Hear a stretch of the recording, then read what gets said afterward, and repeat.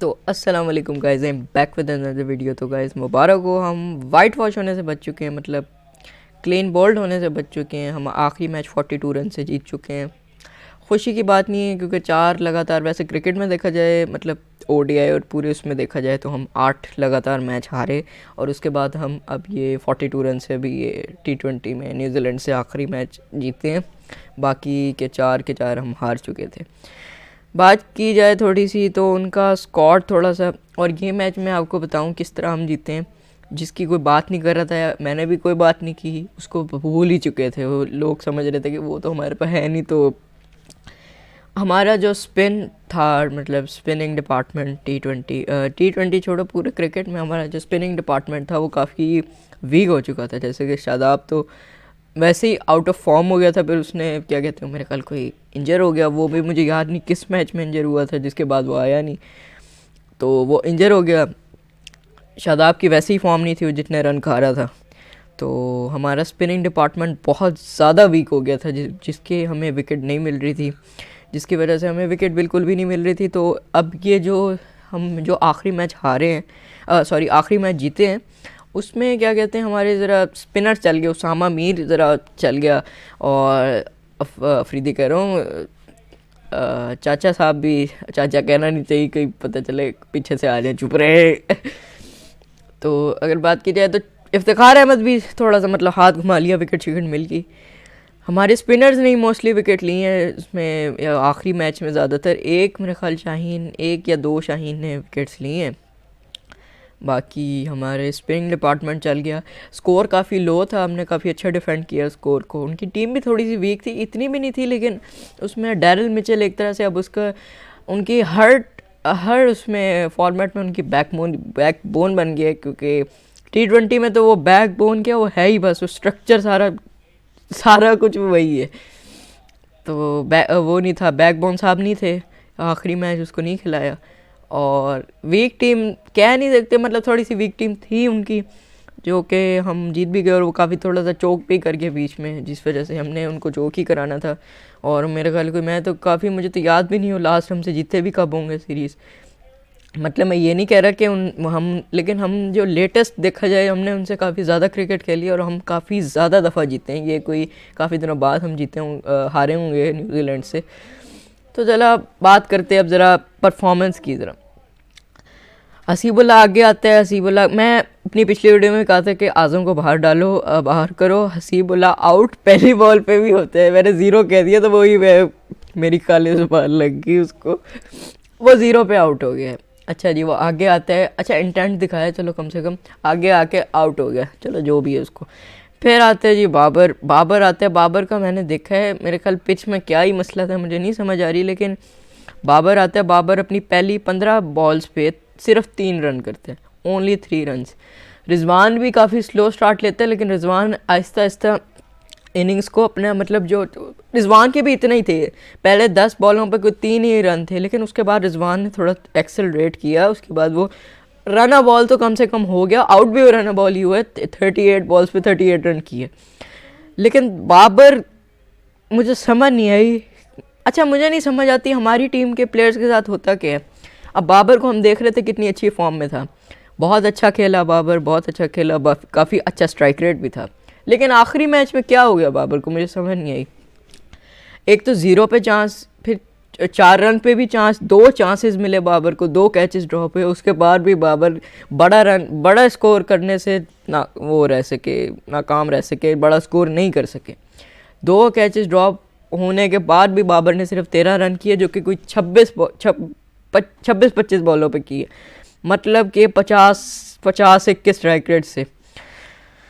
अगर बाबर का strike rate ज़्यादा होता फिर मैं शायद इस पे बात ना करता, लेकिन स्ट्राइक रेट थोड़ा कम है तो जाहिर सी बात है। लेकिन मैं इसको मेंशन करना चाहूँगा कि काफ़ी लोग कहते हैं कि बाबर जब जल्दी आउट होते हैं तो हम जीत जाते हैं। ये काफ़ी ज़्यादा रियली होता जा रहा है, क्योंकि जब भी बाबर जल्दी आउट हो जाते हैं हम जीत जाते हैं, लेकिन ओडीआईज़ में इसका बिल्कुल ऑपोजिट है। जब तक बाबर आखिर तक रहते हैं तब हम जीत जाते हैं, और हमारी बाकी टीम चलेगी तो बाबर अब स्कोर करते हैं। मसला क्या है, बाबर जब स्कोर करता है बाकी टीम लेट जाती है, अब उसमें बाबर क्या करे, बाकी टीम लेट जाती है, हम बाबर क्या कर सकते हैं उसमें। और जिस दिन बाबर नहीं चलता बाकी टीम चल जाती, बाकी टीम के 2-3 चल जाते हैं, फिर हम मैच जीत जाते हैं, फिर कहते हैं कि बाबर ने स्कोर नहीं किया हम जीत गए। यही सीन है जब अगला नहीं चलेगा। अब इफ्तिखार अहमद की कोई परफॉर्मेंस नहीं है टीम में, पूरी सीरीज़ में इफ्तिखार की कोई परफॉर्मेंस नहीं। रिजवान की भी मैं 90, अब उसका हमें फ़ायदा कोई नहीं हुआ। वाइट वॉश से बच गए ठीक है, लेकिन रिजवान ने कोई वो नहीं दिखाई। साइम अयूब की भी बात करेंगे, साइम अयूब ने भी एक अच्छा शॉट खेल के नहीं होता। आपको मेरे ख्याल 3 से 4 मैचेस मिले थे, आपको थोड़ा सा परफॉर्म उसमें करना था। साइम अयूब भी कह सकते हैं इस सीरीज़ में फेल हो गए, फ्लॉप रहे इस सीरीज़ में। और क्या कहते हैं, और कौन सा, फ़खर भी कुछ ख़ास नहीं चले। फ़खर ने एक 50 की है, लेकिन फ़खर भी फ्लॉप नहीं कहेंगे, लेकिन फ़खर इस सीरीज़ में कुछ ख़ास नहीं चल सके। बाबर अच्छा चला, बाबर एक तरह से हम बाबर ही टॉप रन स्कोरर थे हमारे, तो बाबर आज़म की अच्छी सीरीज़ गई। बाबर आज़म के लिए, पाकिस्तान के लिए इतनी नहीं अच्छी गई, लेकिन बाबर आज़म के लिए काफ़ी अच्छी सीरीज़ गई, क्योंकि बाबर ने ही स्कोर किया हमारे लिए, और तो कोई खेल ही नहीं रहा था। एक तरह से यही था कि हमारे लिए और कोई खेल ही नहीं रहा था।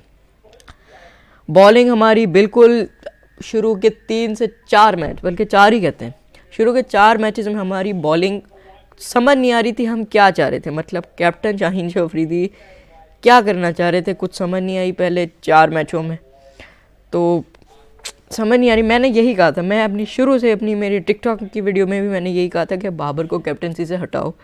ये कहते हैं ना बाबर अच्छी कैप्टनसी नहीं करता। मैं अपना आप लिखिएगा AHK भाई टिकटॉक पे, AHK भाई अहमद या अहमद मतीन, इन दोनों में से एक मैं भूल गया हूँ, सॉरी। वो लिख के देखिएगा, मेरी सारी वीडियोज़ आप खोल के देख लें, है थोड़ी बड़ी, लेकिन अगर आपके पास टाइम हुआ तो उसमें मैं यही कह रहा हूँ कि बाबर को हटाओ कैप्टनसी से। ये वर्ल्ड कप की पहले की बात है, वर्ल्ड कप से पहले की बात है ये, कि बाबर को कैप्टनसी से हटाओ। उस टाइम यही रोले चल रहे थे कि बाबर को हटाओ, बाबर अच्छा कैप्टन नहीं है, ODI वर्ल्ड कप है, बड़े स्टेज है, वर्ल्ड कप है ये वो। तो मैंने कहा था बाबर को हटाओ, रिजवान जिसको मर्ज़ी बनाओ, मैं तो कह रहा था जिसको मर्ज़ी बना दो। लेकिन एक बात मैं बता दूं कि बाबर अगर हट जाएगा ना, तो इनको ये पता लग जाएगा कि बाबर ही हमारा अच्छा कैप्टन था, इनसे कुछ नहीं हो रहा बाकियों से। अब आपने वही देख लिया, लगातार 4 मैच T20 के शाहीन हारा। हाँ ठीक है, थोड़ा सेट होने में टाइम लगता है, लेकिन इतना टाइम, आप शुरू के 2 हार सकते हो यार, 4 नहीं हार सकते, 2 और मैचेस हार गए। अब मैं ऐसे कहूँगा कि 2 आप हार सकते हो, 2 की परमिशन 2 अलाउ है आपको, वो भी नहीं करने चाहिए। एज अच्छा कैप्टन बनना चाहिए आपको, इतना अच्छा PSL का रिकॉर्ड है आपका। लेकिन शुरू के 2 मैचेस आपको अलाउ, मैं एक तरह से कहूँगा कि अगर आप न्यू कैप्टन हो तो शुरू के 2 मैचेस आपको अलाउ है हारना। फिर उसके बाद आपको ज़रा अपनी कैप्टन से समझो ना बैठ के क्या मसला हो रहा है। वो 4 मैचेस बहुत बड़ी बात, 4 मैचेस ज़्यादा मैचेस होते हैं यार, कुछ छोटी बात थोड़ी। आप 4 लगातार मैच हमारे लिए नया रिकॉर्ड तैयार करके बैठ जाते हो। लेकिन अच्छा रिकॉर्ड भी तैयार कर लिया खैर, कि न्यूजीलैंड में सबसे कम टोटल डिफेंड हुआ है, ये एक अच्छा रिकॉर्ड हुआ है। और मेरे ख्याल एक और रिकॉर्ड भी है कि वो बाबर का है कि न्यूजीलैंड में न्यूजीलैंड के ख़िलाफ़ ही सबसे ज़्यादा रन है, न्यूजीलैंड के ख़िलाफ़ ही न्यूजीलैंड के अंदर ही सबसे ज़्यादा रन है। मतलब बाबर को मोहब्बत है न्यूजीलैंड से, न्यूजीलैंड के अंदर ही तो ये सीन थे। अब ज़रा बात करते हैं, क्योंकि अब मैं वीडियोज़, अब कंटेंट थोड़ा वो हो जाएगा। अगली सीरीज़ का मुझे लेटेस्ट पता नहीं क्या सीरीज़, कौन सी किसके साथ कब आ रही है, तो हम इंडिया वाली पे बात करेंगे। इंडिया का 25 जनवरी को इंग्लैंड के ख़िलाफ़ टेस्ट मैच होंगे, 5 टेस्ट मैच। और अभी उसकी लेटेस्ट न्यूज़ ये बात करते हैं कि उसमें ये न्यूज़ आ रही है कि शुरू के 2 टेस्ट मैच से विराट कोहली ने विड्रॉ कर लिया फॉर सम पर्सनल रीजंस। तो अब जो अगली वीडियोज़ आएंगी उसमें इंडिया की ही होगी, तो पाकिस्तान वाले भी देख सकते हैं, इंडिया वाले भी, मैं किसको जो मर्ज़ी देखे। तो कंटेंट यही है, क्रिकेट की बात करनी है हमें, जहाँ जो चलेगा। अभी वेस्ट इंडीज़ का भी क्या कहते हैं ख़त्म हुई है, ऑस्ट्रेलिया 10 विकेट से जीत गई। उसमें समार जोसेफ ने पहली बॉल पे एज करके स्टीव स्मिथ की विकेट ली, जो कि बहुत अच्छी वो थी, और उसी से ही लेसेस बंधवा रहे थे, काफ़ी मीम्स बने। तो सब्सक्राइब करें इस चैनल को इस तरह की वीडियोस के लिए, और इंशाल्लाह अपकमिंग वीडियोस में मैं अपनी अगली वीडियो का आपको बता दूं तो इंग्लैंड और इंडिया का टेस्ट मैच की वीडियो होगी। Thank you.